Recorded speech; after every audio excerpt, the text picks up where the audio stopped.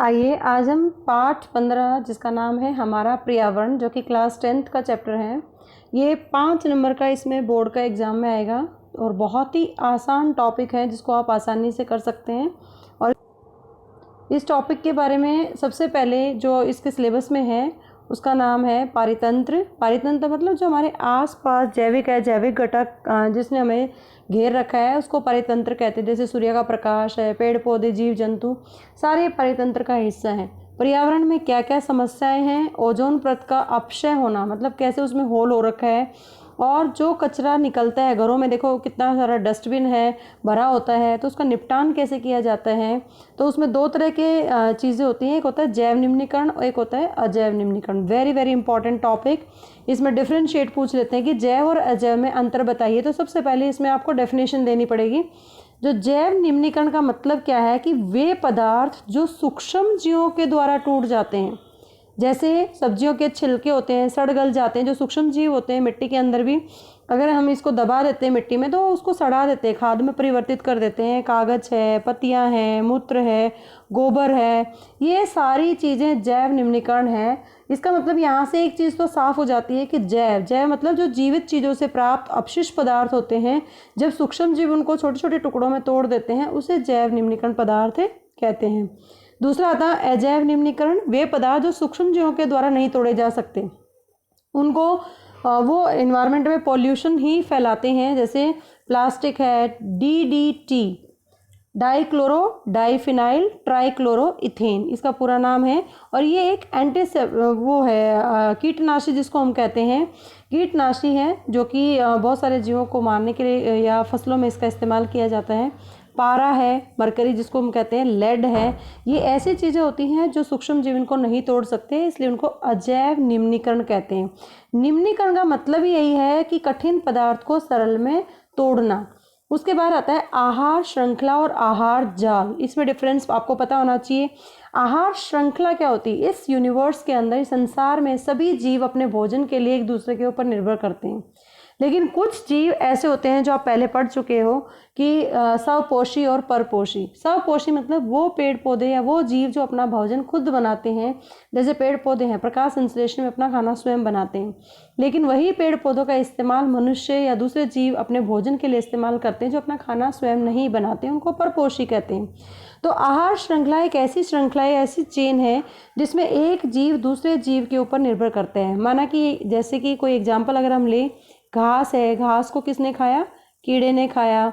कीड़े को कौन खाएगा? मेंढक खा सकता है। और भी चेन हो सकती है, मल्टीपल चेन हो सकती है। मेंढक को सांप ने खाया, सांप को चील ने खाया। तो ये एक पर्टिकुलर, एक सबसे लंबी ये चेन है, श्रृंखला है, जिसमें 5 पोषित स्तर हैं। इनको पोषित स्तर बोलते हैं। ये पहला पोषित स्तर है, ये दूसरा है, ये तीसरा, चौथा, 5वां। अगर आपसे पूछा जाए पोषित स्तर क्या होते हैं, तो पोषित स्तर वो स्तर होते हैं जब एक जीव दूसरे जीव पर अपने भोजन के लिए निर्भर करता है, उसे पोषित स्तर कहते हैं। अगर आपको कोई श्रृंखला दे दी और उसमें आइडेंटिफाई करना पूछेंगे कि बताइए दूसरा पोषित स्तर कौन सा है, तो मेंढक दूसरा, ये तीसरा पोषित स्तर है, दूसरा है कीड़ा। तो पहला घास है, दूसरा कीड़ा है, तीसरा मेंढक है, चौथा सांप है और 5वां है चील। तो इस तरीके से पोषित स्तर। उसी तरीके से इसमें अगर आपसे पूछा जाए उत्पादक कौन है, तो घास उत्पादक है, जो अपना खाना स्वयं बनाते हैं वो सब पोषी उत्पादक कहलाते हैं। उपभोक्ता वो होते हैं जो अपने भोजन के लिए दूसरों पर डिपेंड करते हैं। तो उपभोक्ता कीड़ा है, पहला उपभोक्ता, ये दूसरा उपभोक्ता, ये तीसरा और ये चौथा उपभोक्ता। तो इनको आइडेंटिफाई करना आना चाहिए। दूसरा, इसमें जो ऊर्जा है वो भोजन द्वारा एक जीव से दूसरे जीव में जाती है। प्रकाश संश्लेषण में 100% जो ऊर्जा होती है वो घास के अंदर होती है, लेकिन कीड़े के अंदर जो ऊर्जा जाएगी वो सिर्फ 10% ही जाएगी। 10% का नियम लागू होता है। माना कि इसमें 10,000 जूल एनर्जी थी, 10,000 जूल, तो कीड़े के अंदर एक 10% हो जाएगा 1000 जूल। उसके बाद मेंढक के अंदर हो जाएगा 100 जूल। उसके बाद सांप के अंदर हो जाएगा 10 जूल और चील को मिलेगी सिर्फ 1 जूल। तो सबसे कम एनर्जी किसके पास है? चील के पास है, और सबसे ज़्यादा एनर्जी घास के पास है। तो जितने भी हर पौधे, जो हरे पौधे होते हैं, सूर्य की ऊर्जा का 1% भाग अवशोषित करते हैं, लेकिन किसी भी आहार श्रृंखला में एक पोषित स्तर से दूसरे पोषित स्तर में ऊर्जा का जो स्थानांतरण होता है वो 10% नियम को फॉलो करता है, तो उसके हिसाब से हमें पता होना चाहिए। अब इसमें क्वेश्चन बहुत इंपॉर्टेंट, ये आपको पोषित स्तर है, ये ऊर्जा का भाव है। जैसे मैंने भी बताया, उत्पादक में सबसे ज़्यादा ऊर्जा होती है, प्राथमिक उपभोक्ता में उससे 10% कम हो जाएगी, 100 हो जाएगा, द्वितीय में उससे कम और तृतीय में सबसे कम। तो ये पोषित स्तर है, पहला पोषित स्तर, दूसरा पोषित स्तर, तीसरा और चौथा। अगर हम उत्पादक उपभोक्ता के हिसाब से करेंगे तो पहले वाले को उत्पादक बोलेंगे, बाकी प्राथमिक उपभोक्ता, द्वितीय और तृतीय। और उपभोक्ता क्या करते हैं, अगले स्तर के लिए ऊर्जा की बहुत ही कम मात्रा बचती है, इसलिए आहार श्रृंखला के 3 या 4 चरण ही होते हैं जिसमें हम ऊर्जा देखते हैं। उसके बाद आता है आहार जाल। जाल क्या होता है, जैसे आहार जाल में क्या होती है, जब आहार श्रृंखलाएं आपस में एक दूसरे से जुड़ी होती हैं तो वो एक जाल बनाती हैं। जैसे ये घास है, घास को सिर्फ कीड़ा ही नहीं खाएगा, घास को और जीव भी खा सकते हैं, घास को हिरण भी खा सकता है। हिरण जो मेंढक है, कीड़े को मेंढक ने खाया, या डायरेक्ट सांप भी खा सकता है। ऐसे ही हिरण को किसने खाया, शेर ने खाया। और यहाँ पर अगर हम चील कहें तो शेर चील को भी खा सकता है। तो ये चेन आपस में कनेक्टेड होती हैं। तो कनेक्शन के आधार पर जब ये बहुत सारी चेन आपस में मिल जाती हैं, यहाँ पे कोई दूसरा पोषित स्तर बनता चला जाता है, तो उसको पूरी चीज़ को हम कहते हैं आहार जाल। श्रृंखलाओं का, बहुत सारी श्रृंखलाएं जब जुड़ जाती है उसे जाल कहते हैं। उसके बाद आता है ओजोन परत। ओजोन परत बहुत इंपॉर्टेंट, ये भी। ओजोन परत क्या है कि पृथ्वी के चारों ओर पाए जाने वाले एक ऐसा आवरण है, एक ऐसा कंबल है जो हमें सूर्य से आने वाली पराबैंगनी किरणों से बचाती है। क्योंकि ये ओजोन जो परत होती है वो पराबैंगनी किरणों को अवशोषित कर लेती है और पृथ्वी पर आने से रोकती है। ओजोन परत काफ़ी हद तक प्रकाश रासायनिक क्रिया से होता है, जैसे समताप मंडल में पाई जाती हैं जो वायुमंडल का एक हिस्सा है, और समुद्र तल से 12 से 50 किलोमीटर तक ऊपर वाले वायुमंडल का एक हिस्सा है।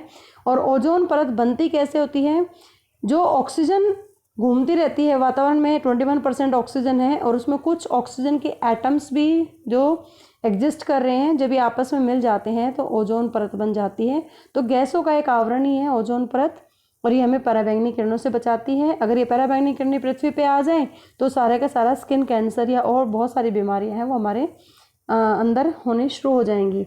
उसके बाद आता है जैविक आवर्धन, वेरी वेरी इंपॉर्टेंट। जैसे आपने 10% एनर्जी रूल देखा कि हर एक लेवल पर 10% एनर्जी कम होती चली जाती है। घास में सबसे ज़्यादा है, कीड़े में कम है, फिर मेंढक में कम है, फिर उससे कम सांप में आ जाएगी, फिर चील में आ जाएगी।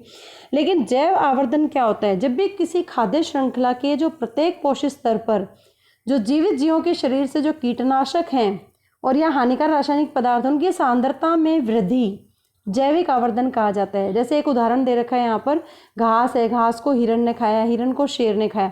माना कि घास के अंदर जो DDT है, जो छिड़काव है, जैसे मैंने पहले भी बताया इंसेक्टिसाइड है, ये कीटनाशक दवाई है, इसका छिड़काव माना कि घास पे किया गया, घास को हिरण ने खाया, तो उसके अंदर जो 10 अगर इसके अंदर ये 10 ppm था पर पार्टिकल मटेरियल था, इसके अंदर रासायनिक पदार्थ था, तो हिरण में डबल हो गया, फिर ज़्यादा हो गया, 20 टाइम्स ज़्यादा हुआ।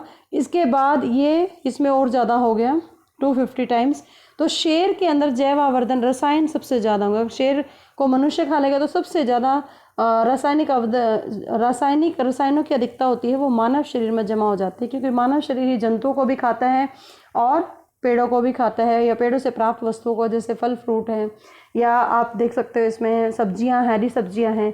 तो मनुष्य एक सर्वाहारी है जो मांसाहारी भी है और शाकाहारी भी है, दोनों चीज़ें हैं, जो मांस भी खाता है और शाक भी खाता है, सब्जियां भी खाता है। तो जैव आवर्धन की सबसे ज़्यादा मात्रा मानव शरीर में पाई जाती है। तो इससे रिलेटेड जो क्वेश्चंस हैं वो कैसे आते हैं इस चैप्टर से रिलेटेड, 5 नंबर के बिल्कुल बहुत ही आसानी से आप इसको स्कोर कर सकते हैं। सबसे पहले केवल 10% ऊर्जा अगली पोषक स्तर से स्थानांतरित होती है, क्यों? तो इसको आप बताएंगे पूरा डिटेल में, वो आप ट्रायंगल वाला भी बता सकते हैं या 1 by 1 बता सकते हैं बना के।